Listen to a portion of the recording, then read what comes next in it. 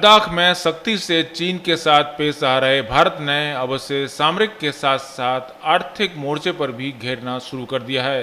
भारत की मोदी सरकार ने देश में 59 चीनी ऐप पर बैन लगा दिया है और इसके साथ ही गूगल और एप्पल को अपने प्ले स्टोर से उन सभी को हटाने का आदेश भी दे दिया है। भारत की इस कार्रवाई से चीन में घबराहट है और अब चीन के सुर बदले दिख रहे हैं। इस पर दुख जताते हुए चीन ने अब स्थिति पर नजर रखने की बात की है। अभी तक गलवान में हेकड़ी दिखा रहे चीन ने भारत के इस एक्शन के बाद अब अंतर्राष्ट्रीय कानूनों की दुहाई दी है।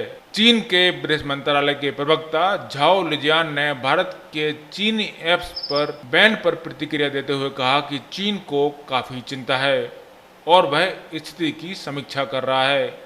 आपको बता दें कि दोनों देशों के बीच लद्दाख में 1 महीने से ज़्यादा वक्त से तनाव चल रहा है। गलवान घाटी में चीनी सेना के साथ संघर्ष में भारत के 20 जवान शहीद हो गए थे, जबकि चीन के करीब 40 जवान मारे जाने की खबर है। चीन के विदेश मंत्रालय के प्रवक्ता ने कहा कि हम कहना चाहते हैं कि चीनी सरकार हमेशा से अपने कारोबारियों को अंतर्राष्ट्रीय और स्थानीय नियमों को पालन करने को कहती रही है।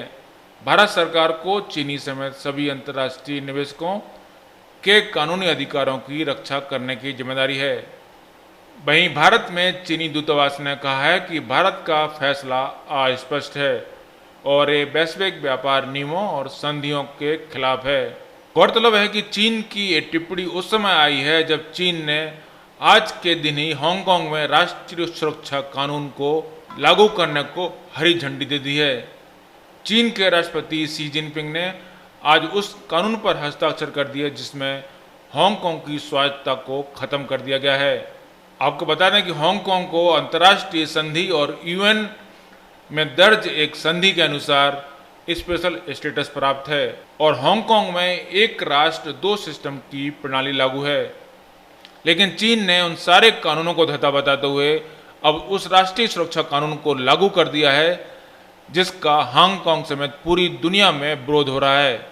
उधर भारत के सख्त फैसलों से चीन को हो रहे आर्थिक नुकसान को लेकर चीनी मीडिया से भी तीखी प्रतिक्रियाएं आने लगी हैं।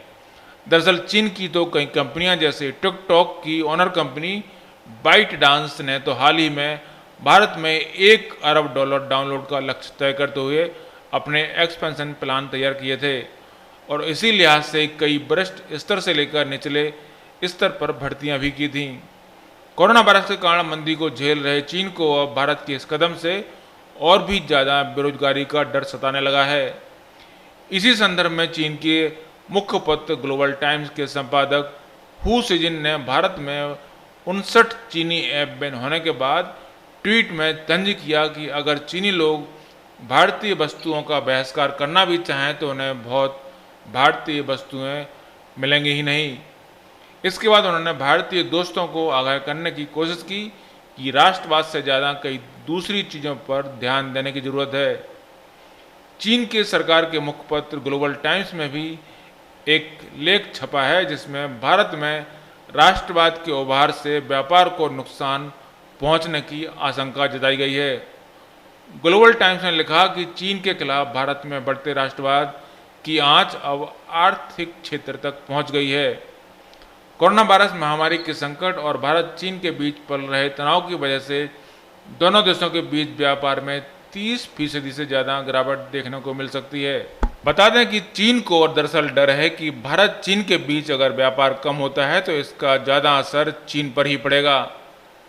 चीन के साथ भारत व्यापार घाटे की स्थिति में है, यानी वह चीन से आयात ज़्यादा करता है और निर्यात बेहद कम। अमेरिकी राष्ट्रपति डोनाल्ड ट्रंप ने भी चीन के साथ अपने व्यापार घाटे का हवाला देते हुए कहा था कि चीन से संबंध खत्म करने पर अमेरिका को फायदा ही होगा।